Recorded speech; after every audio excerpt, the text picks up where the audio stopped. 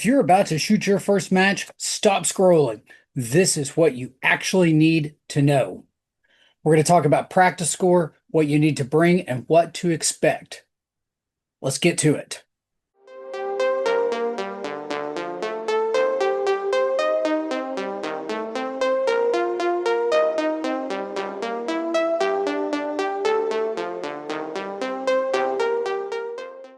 I'm Joe Gray with True Blue Tactical, and we are going to talk about what to expect for your first local level competition or match. The first thing you need to know is where to find the matches. What platforms exist to help find matches so that you can get to a competition.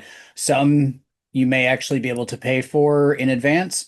Some you pay for cash only on site. To do that, there's a website called Practiscore. And with Practiscore, you can look in a particular region. You can register for an account or log in, whichever. And in this case, we say, well, we're looking close to Charleston, West Virginia. So we click here and we can say there are 4 events. They're in Coalfield. So this is a Shooters Association match, USPSA match, another USPSA match, and the August USPSA match. So if you want to register for this, you go in and you've got to create an account. It's going to prompt you for all of that. I'm going to momentarily pause while I get logged in. So once you are in Practiscore, in this case, we can't do it because the registration opens in a month. So we'll go back and we'll find something else. And with the matches, some of them, like some of the bigger matches, they will be open months in advance, some typically a month in advance, some a week in advance. It really just varies. So with this one, this competition is actually going on the same time as my upcoming 3-gun, so it's actually accurate. So right here, it's the 4th match of the season, the last match before their big prize table, and then it's $30 the morning of the match. You should expect to pay anywhere between $10 and $25 for a local match, in my experience. Some of the more larger regional matches can be up to 50 or 100. And then for things like proving ground, tactical games, and in brutality matches, you're talking possibly up to $400. So with this, basically you just choose your division, and then if you meet any of the categories, you can do that. And then in this case, there's a member number. That means if you're a member of the range that is hosting the match, you can put that in, and typically it's a discount. For my local matches, it's about a $5 discount for people. You should also install the Practiscore mobile app. That will allow you to look at your score and view it near instantly as soon as all the tablets are uploaded.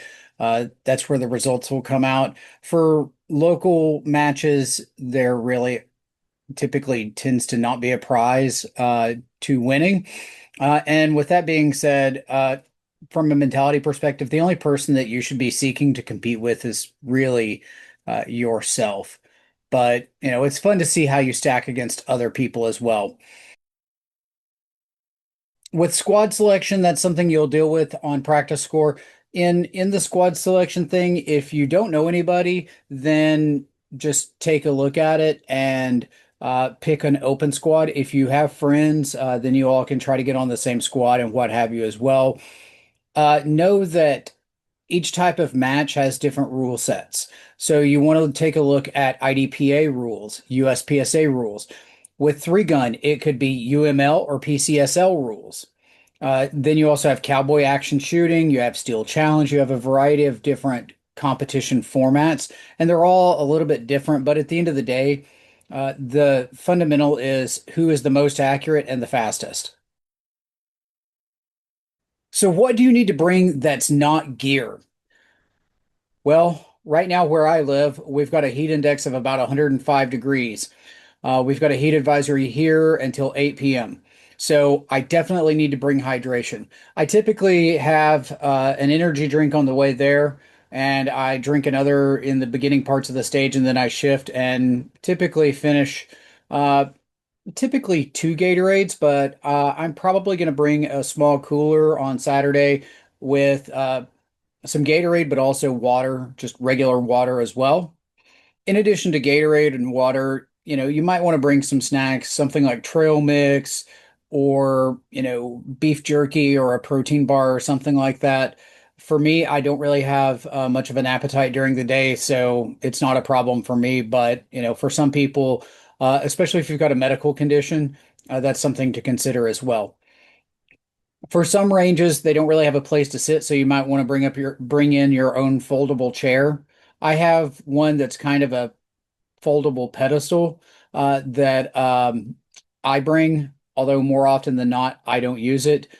For three gun, I will be using my stroller because the range that three gun is held at does not allow us to have slung weapons walking around. So it needs to be secured on the stroller. I have a stroller that has been modified, but the stroller has a reloading table on it and gun mounts on each side. So realistically, I could carry three long weapons. So, say, for example, an AR, a shotgun, and a pistol caliber carbine all at the same time. But something you also need to factor in is rain gear. Even if the forecast is clear, you could have a pop-up shower. You might like to get wet, but depending on the time of the year, that might cause more problems than you expect. You need to bring some basic tools. If nothing else, if you're using optics, you need to have uh, something to this effect, which would be a tool to adjust your optics. Uh, you also need something to be able to tighten down your optics or anything else, anything that's on the rail. A multi-tool for that. If there are any specific tools required, like a 1911 wrench to be able to take your weapon apart if something bad happened, you would need that as well. If you're using iron sights on, say, an AR, then you might need a sight tool for that as well. If you are using a shotgun with a choke, you probably need to have a choke wrench. If you are in a situation where you're going to have to swap out chokes, you definitely need your eye protection. I recommend sunscreen, possibly bug spray. Don't bring a fanny pack full of regrets. Make sure you have enough ammo. Typically, they'll publish a typical round count. So for the everyday carry match that I'm doing, um, next weekend, they say 60 to 80 rounds. So to be safe, I'll probably take 150 rounds. I've only went through all of them a couple of times, and that's when I was first getting started. But you definitely want to bring more ammunition than it says. Don't be like me. Whenever I did a steel challenge and I didn't check my ammo in advance, and when I opened up my ammo can, it was all corroded. So I had to Venmo someone money on the range to buy some of their excess ammo to be able to compete. So just be cognizant of all of that. I'm going to talk more about gear and stuff you need to bring or wear in another video. One thing you also should consider is the type of shirt and pants you're wearing. Uh, at a minimum, just make sure you have closed-toe shoes.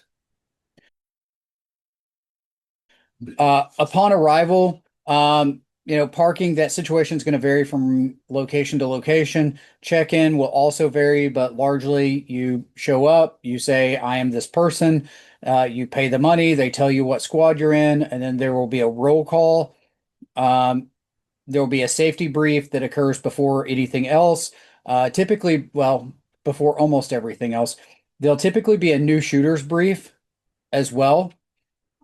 So what I tend to do is I tend to park, get out of the car, pay my registration fee, reiterate which squad I'm in, go back to the car, gear up, have everything ready, And then because I don't have to go to the new shooter brief, they do the new shooter brief.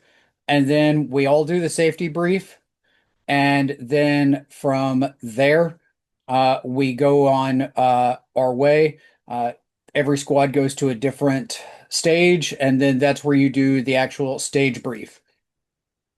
The new shooter brief is just going to tell you any nuances about the range, the competition, or any borderline gotchas for a particular competition. Sometimes they may have a stage that gets you very close to breaking the 180. They will warn you about that. The purpose of the safety brief and the new shooter brief is to do as much as possible to keep people from getting disqualified.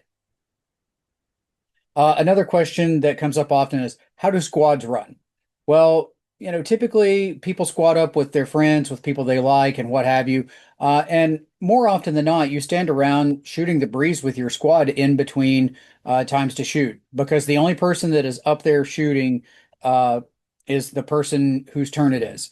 It's them and the RO, the range safety officer for that stage or for that squad and then possibly the person that's operating the tablet, which is synchronizing with the timer. So if you're not doing that, you need to be back and out of the way while they take their turn. Some people like it really quiet. Some people don't mind if people are talking behind them. It's a smorgasbord. But then once the shooter finishes and the RO declares that the range is clear, then it is everyone else's responsibility to go out, reset the stage, meaning put the steel targets back where they go, pasting the paper targets, anything like that, and then assisting with the scoring. So when you go to a competition, you don't have to shoot, but everybody has to paste. Everybody has to reset. So you don't have to be perfect. Keep that in mind. Just be safe, respectful, and honestly ready to learn. I to this day, I always enjoy getting on stages with people who have been shooting longer than I've been alive that have probably forgotten more than I'll ever know. And I'm always appreciative of the things I can learn. But if you want help building out your rig, I'm going to have videos about that.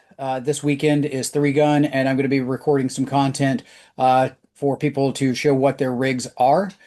So stay tuned. Don't forget to follow, like, subscribe, share, comment, do all of the things, do all of the socials, do all of those things. But be safe, and I'll see you next time.